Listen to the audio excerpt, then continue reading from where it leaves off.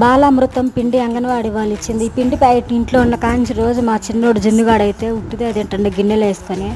అందుకని వాళ్ళు స్కూల్ నుంచి ఈవినింగ్ వచ్చేసరికి ఇలా బూరెలు చేద్దామని చేశాను. ఓన్లీ పిండి వేసి అందులో ఆల్రెడీ షుగర్ ఉంటుంది కాబట్టి కొంచెం సాల్ట్ వేసి వాటర్ వేసి పిండి కలుపుకోవాలి. మనకి ఇష్టం ఉంటే కొంచెం గోధుమ పిండి కూడా వేసుకోవచ్చు, కానీ నేను గోధుమ పిండి అయితే వేయలేదు.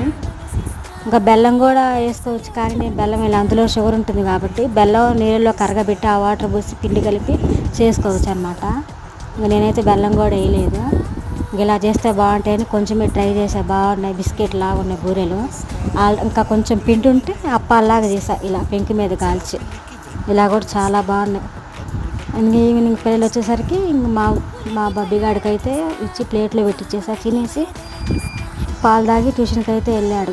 అలాగే నచ్చితే లైక్ చేయండి, సబ్స్క్రైబ్ చేసుకోండి. అలాగే ఉంటాను.